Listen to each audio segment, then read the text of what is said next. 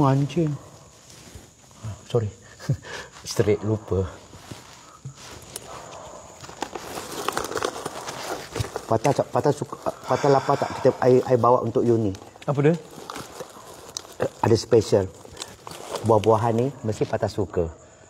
Kalau Patah makan buah-buahan ni kan, mesti Patah sayang Cik Lan. Ya. Hingga ke akhir hayat. Boleh. Okey? Buah-buahan apa? 1, 2, 3. Ada orang beritahu Patah suka ni. Apa ni? Anggur. Anggur. Mahal, RM100. Ni yang tak ada biji ni? Tak tahu. Kalau ada biji, tak. Tak ada biji. Dia makan je kunyah je telan. Tak ada gigi pun boleh makan. Dia tak ada biji. Sabar. Kita sebagai orang Islam, sahabat dulu Nabi-Nabi kan. Yeah. Diorang macam mengelakkan silaturahim. Yeah. Oh, suap. Suap je lah. Ada biji? Tak ada. Ada biji? Tak ada biji. Tak ada biji Dia kat mana Cik Lan? Dekat Sungai Wang. Saya suap Cik Lan pula. Saya suap Cik Lan pula. Real, janganlah. Tadi Cik Lan suap ke saya? Tak, you dah ada girlfriend ke belum? Dah ada ke belum?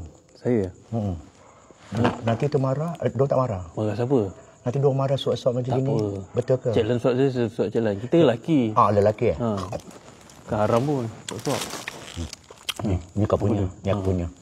Nanti virus.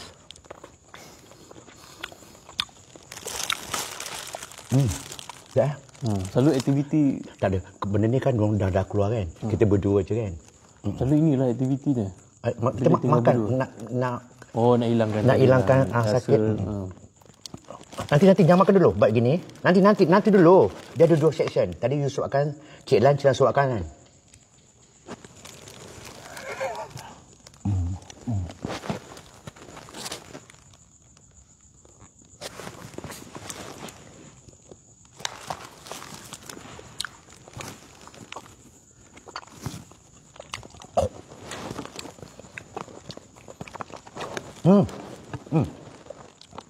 Tadi nanti. Kenapa? Tadi macam gitu kan? Sekarang dah lah sekali je lah. Macam gini. Gini.